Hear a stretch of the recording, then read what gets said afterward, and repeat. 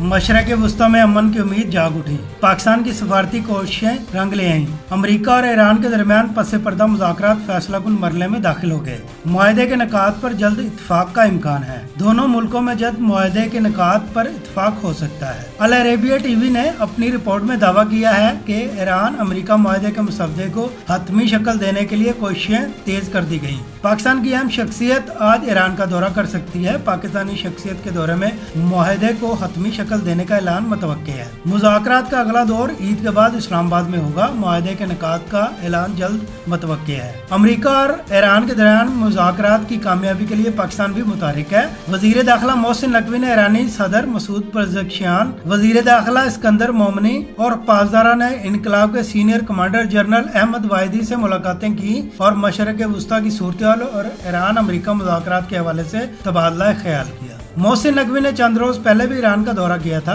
ईरानी सदर, चीफ मुज़ाकरातकार, वज़ीर खारजा से मुलाकातें की थी। तर्जुमान ईरानी वज़ारत खारजा इस्माइल बकाई का कहना है, ईरान अमरीका मुज़ाकरात पाकिस्तान के जरिए जारी हैं। हम जो चाहते हैं वो मुतालबे नहीं, हमारे हकूक हैं। ईरान के खिलाफ अमरीकी पाबंदियां हटा दी जाएं जो हमारे हकूक का हिस्सा है। सऊदी वज़ीर खारजा ने भी पाकिस्तान की सालसी की कोशिशों की तारीफ की। शहजादा फैसल का ईरान के साथ सफारतकारी को मौका देने के सदर ट्रंप के फैसले का खैर मकदम करते हुए कहना था, काबिल कबूल मुआहदे तक पहुंचने की कोशिशों में सदर ट्रंप का फैसला काबिल तारीफ है। जंग का खात्मा, अबनाए हरम में सलामती और जहाज रानी की आज़ादी बहाल होनी चाहिए। ईरान कशीदगी के खतरनाक नताइज से बचने के लिए मौके से फायदा उठाइए। पायदार अमन के असूल के लिए जामे मुज़ाकरात को आगे बढ़ाने की कोशिशों को फौरी जवाब दे।